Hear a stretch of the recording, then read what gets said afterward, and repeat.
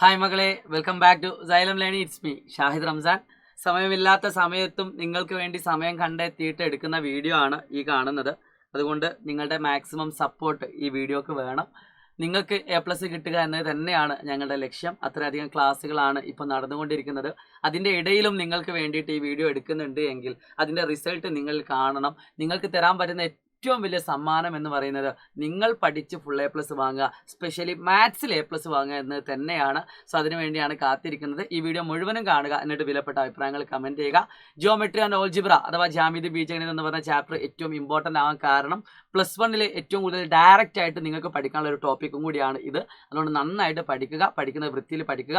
പ്രിയപ്പെട്ട മക്കളെ, ഈ ചാപ്റ്റർ നിങ്ങൾ ഫുൾ മാർക്ക് വാങ്ങണം കേട്ടോ. ഇന്ന് നമ്മൾ ഡിസ്കസ് ചെയ്യാൻ പോകുന്നത് വളരെ പ്രധാനപ്പെട്ട ഏറ്റവും കൂടുതൽ പരീക്ഷയ്ക്ക് ചോദ്യങ്ങൾ വന്ന സർക്കിൾസ് അഥവാ വൃത്തങ്ങൾ എന്ന് പറയുന്ന ടോപ്പിക്കിലെ ചോദ്യമാണ്. സോ അതിന് വേണ്ടിയിട്ട് നിങ്ങളോട് എനിക്ക് ആദ്യം പറയാനുള്ളത് ഇത്ര മാത്രമേ ഉള്ളൂ.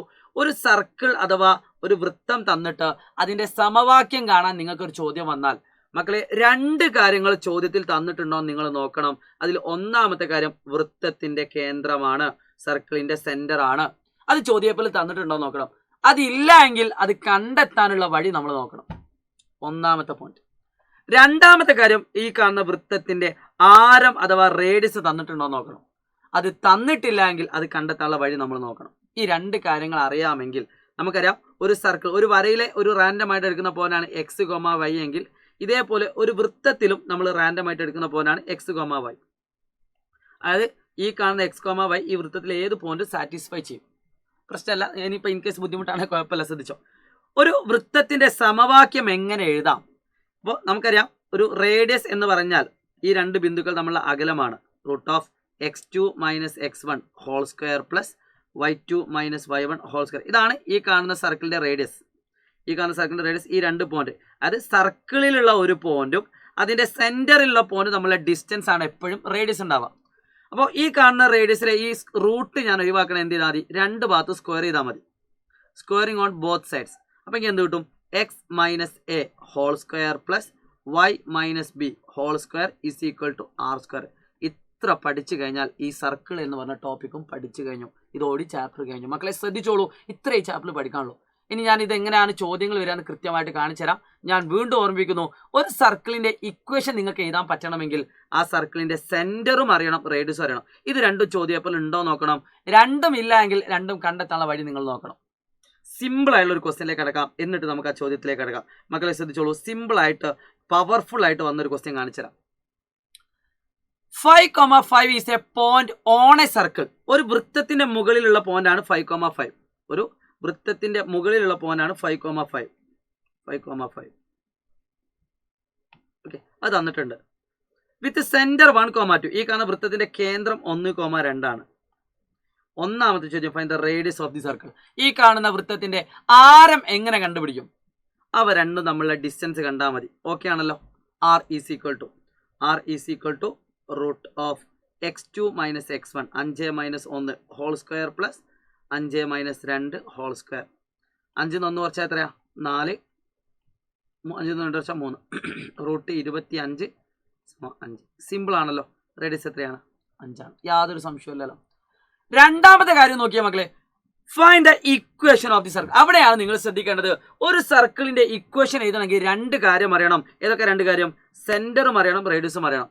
മക്കളെ ശ്രദ്ധിച്ചോളൂ, ഒരു സർക്കിളിന്റെ സെന്റർ 1,2 റേഡിയസ് 5 ആണ് എങ്കിൽ അതിന്റെ ഇക്വേഷൻ എത്ര ഉള്ളൂ? x മൈനസ്, അത് ഇക്വേഷൻ അല്ല, a എന്ന് പറഞ്ഞാൽ 1, b എന്ന് പറഞ്ഞാൽ 2. So x - 1 whole square plus y - 2 whole square is equal to 5ന്റെ സ്ക്വയർ 25. ഇത്രേ ഉള്ളൂ ഒരു കാണുന്ന സർക്കിളിന്റെ ഇക്വേഷൻ. ഫുൾ മാർക്കാണ്. ഇത്ര ഫുൾ മാർക്ക്. 4 മാർക്കും 5 മാർക്കും നിങ്ങൾ ചോദിക്കുന്ന ടോപ്പിക്കാണ്. ഒരു സർക്കിളിന്റെ സെന്റർ കാണാൻ പറഞ്ഞു, സെന്ററിലെ റേഡിയസ് കാണാൻ പറഞ്ഞു, റേഡിയസ് കണ്ടുപിടിച്ചു, ഇക്വേഷൻ കാണാൻ പറഞ്ഞു, ഇക്വേഷൻ. ഇത്രേ ഉള്ളൂ ഫുൾ മാർക്ക് കിട്ടാൻ.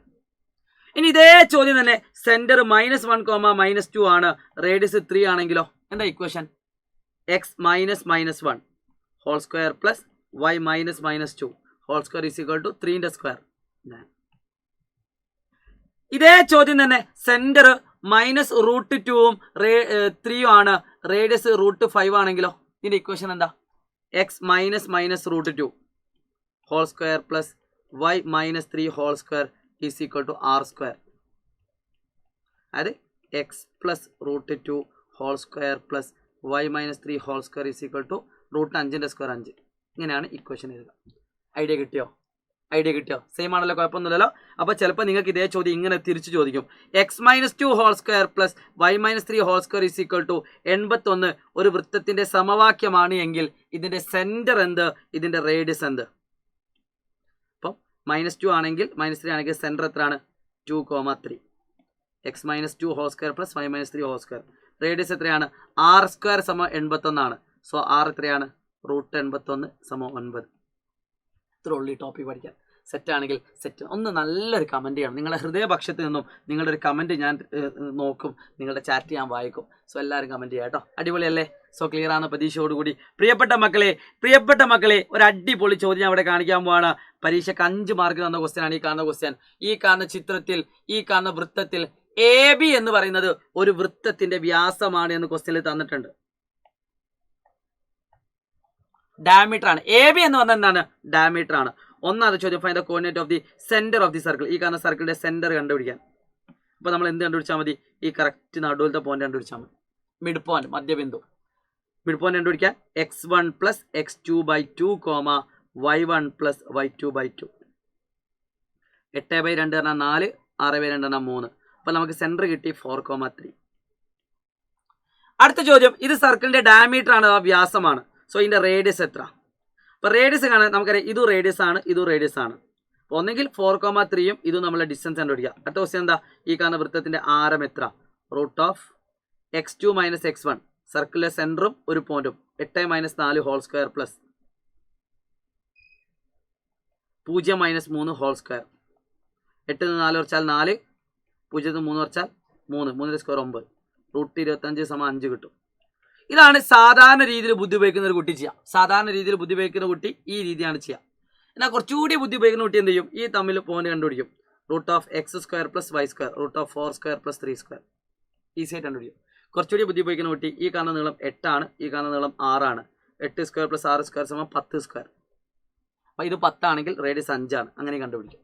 അപ്പോൾ എങ്ങനെ കണ്ടുപിടിച്ചാലും കുഴപ്പമില്ല മക്കളെ. ഈ കാണുന്ന ചോദ്യത്തിൽ കൃത്യമായിട്ട് സെന്ററും കിട്ടി, റേഡിയസും കിട്ടി. അടുത്ത ചോദ്യം എന്താ? ഇതിന്റെ ഇക്വേഷൻ എഴുതാൻ. What is the equation of the circle?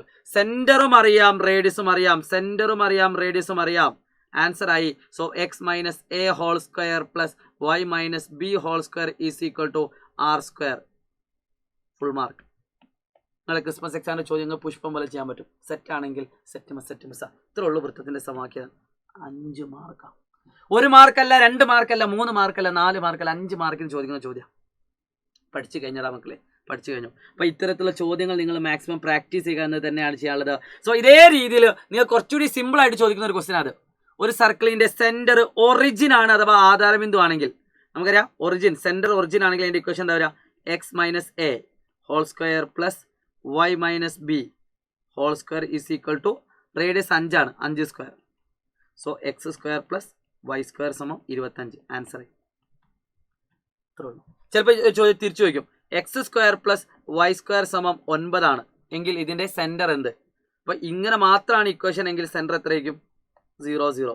Radius എത്രയായിരിക്കും? റൂട്ട് 9. അത് പരീക്ഷയ്ക്ക് എന്താക്കാറുണ്ട്? ചോദിക്കാറുണ്ട് കേട്ടോ. ഇതാണ് സർക്കിൾസ് അഥവാ വൃത്തങ്ങൾ എന്ന് പറയുന്ന ടോപ്പിക്കിലെ പ്രധാനപ്പെട്ട ടോപ്പിക് എന്ന് പറയുന്നത്. സോ മക്കളെ മിസ്സാക്കരുത്. ഒരു ക്വസ്റ്റ്യൻ വേണ്ടി നമുക്ക് ചെയ്യാനുണ്ട്. വളരെ പ്രധാനപ്പെട്ട ഒരു മോഡലും കൂടിയാണ്. എല്ലാവരും ശ്രദ്ധിച്ചോ. ഈ കാണുന്ന ചോദ്യത്തിന് ഉത്തരം നിങ്ങൾ ആൻസർ ചെയ്യണം. Consider the circle with centre origin and radius 10. ഒരു സർക്കിളിന്റെ സെന്റർ എത്രയാണ്? ഒറിജിൻ ആണ്. റേഡിയസ് എത്രയാണ്? 10 ആണ്. ആദ്യ ചോദ്യം, write the coordinate of the point where the circle cut the x and y axis. ഈ കാണുന്ന വൃത്തം x അക്ഷത്തെയും y അക്ഷത്തെയും മുറിച്ച് കിടക്കുന്ന പോയിന്റ്. അപ്പോൾ ഇത് 0 0 ആണ്. സോ x അക്ഷത്തെ മുറിച്ച് കിടക്കാനായത് എത്രയ്ക്കും? റേഡിയസ് 10 ആയതുകൊണ്ട് 10,0 മൈനസ് 10,0.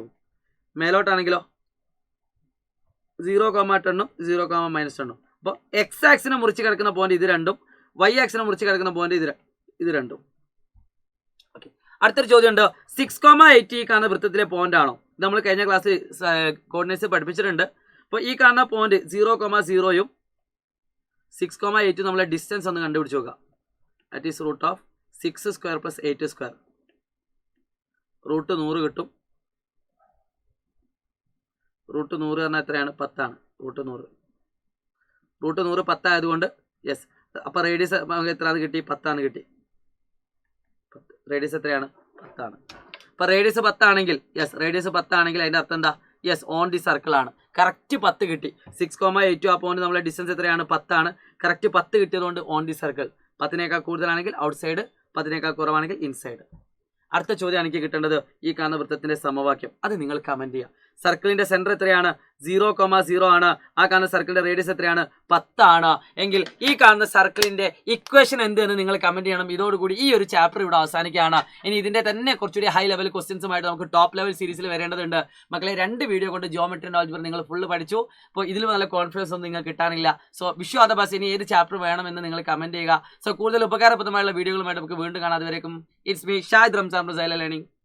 ബൈ.